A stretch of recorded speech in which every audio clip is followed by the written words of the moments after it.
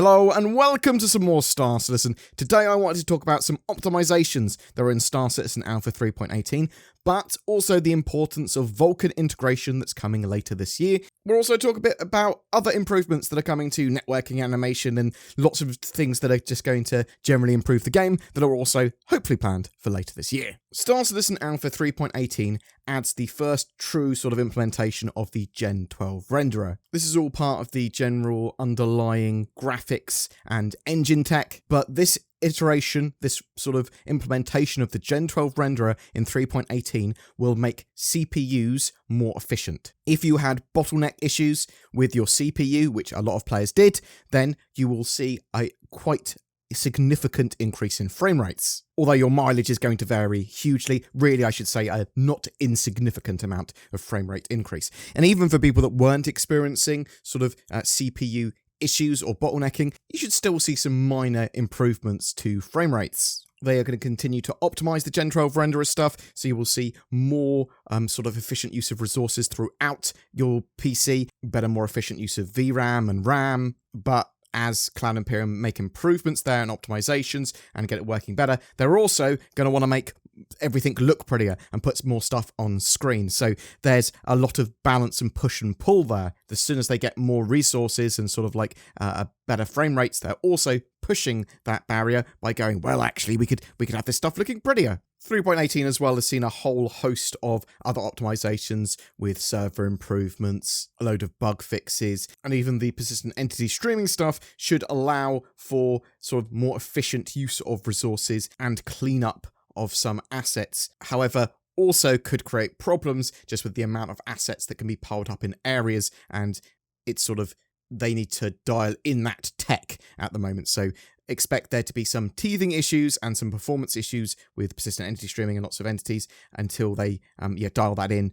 maybe later in the year, sort of end of Q2 sort of time. The next step with the Gen 12 renderer stuff is Vulkan integration. Cloud Imperium have been working on Vulkan integration at the same time as they were working on the Gen 12 renderer, so it's actually pretty close to being in our hands, and I think we'll see it by the middle of the year, probably for like 3.19 at the end of Q2. Vulkan is a very efficient, low overhead graphics API, bringing with it a magnitude more optimization and graphic improvement than Cloud Imperium has had with Star Citizen to date, or at least the potential for it. It will make Star Citizen much more multi-core CPU viable and scalable. GPUs will be utilized a lot more efficiently. If you dream of playing Star Citizen one day at a relatively high frame rate at 8K, then this is the sort of way you get it. So I'm also expecting this to bring a lot of the mod cons that other games have along with it. So what do I mean by that? Well, I'm talking about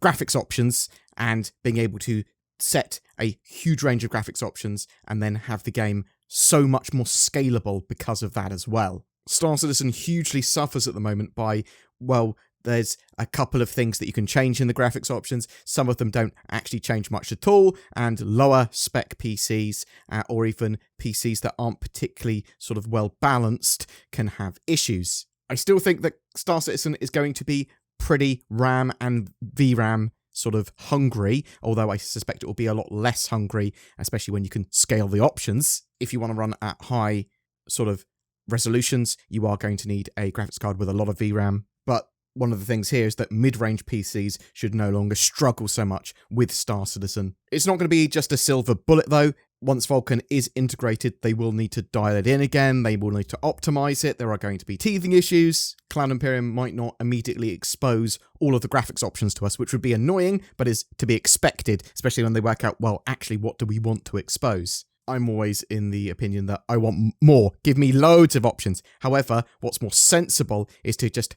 expose the options which have tangible effects. But even with the first implementation of Vulkan, you can expect some big frame rate improvements and probably a better looking game too. Something that's exciting to a lot of people as well is that Cloud Imperium have said, or at least some of the devs at Cloud Imperium, that once they have Vulkan integration sort of in the game and sorted, they will be able to look at VR. We know that they want to have VR natively supported in Star Citizen, but in what form, we don't know. I think it's much more likely that we will see some form of VR integration in Squadron 42, and then they might look at doing something for Star Citizen and the persistent universe afterwards. It's not just a wham, bam, boom, they can turn it on, and they have VR. They need to obviously set up specific UIs for it, because Star Citizen is also an FPS as well as a ship combat game. That's a whole nother level of complicated. How are you going to be interacting with the world in VR? Is it just going to be exactly the same as any other player would, or do you have more of a grabby hand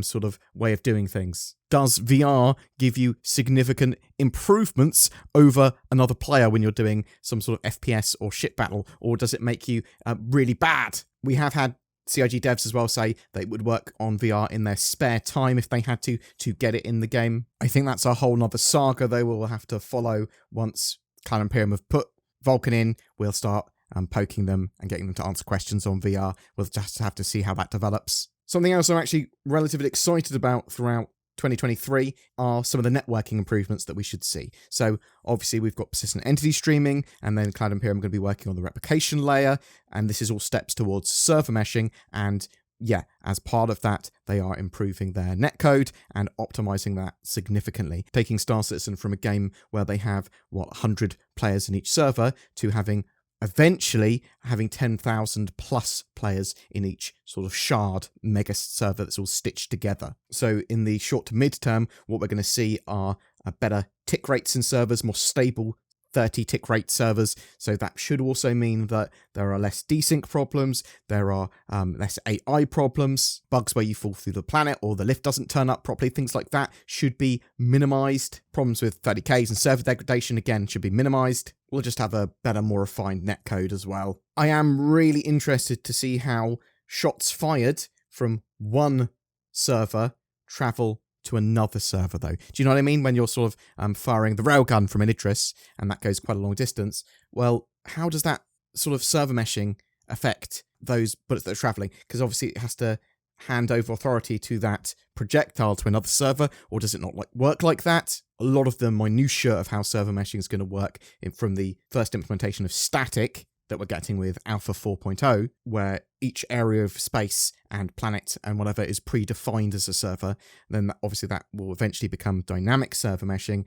where each individual room, ship, planet, area of a planet, point of interest can all become their own nested server based on population. But the idea is that they seamlessly hand authority over to each other, and that will have ships traveling between servers without you knowing, and if there's a server crash, you won't know because it's handed itself over to another server.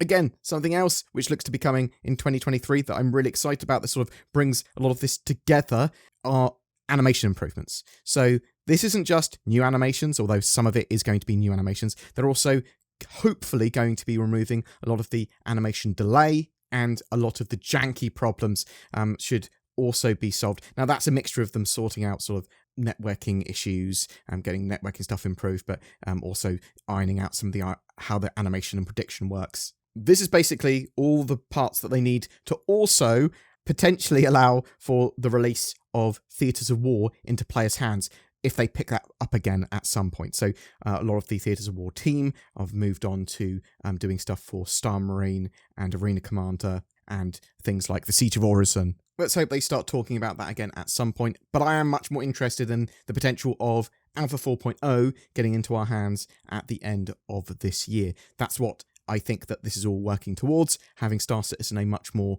sort of playable and accessible experience with a load of the mod cons, as we said with Vulkan, that lots of other games have. I don't think 4.0 and all of this stuff that's working towards 4.0 quite brings it out of beta yet, but Star Citizen should be a hell of a lot more playable. But I'm really interested to know what you think. Have you been playing in 3.18 and Wave 1 PTU at the moment? What do you think of that? Do you think that all of these sort of things that are going to be built there afterwards are going to really improve Star Citizen for the better? Do you expect to see them all by the end of the year? Obviously not VR, but the rest of that stuff, do you expect will have some forms of implementation and improvements by the end of the year? Do you think we'll have 4.0 by the end of the year? Or do you think, yeah, it's going to almost certainly be delayed again because look at their track record? That said, a couple of devs have come out and said, yeah, actually 4.0 by the end of the year is a very viable thing that could happen, but it's also possible that we'll hit some snags along the way, and that will cause some knock-on delays. Did you enjoy me ranting about Star Citizen and sort of talking about how I feel about some of these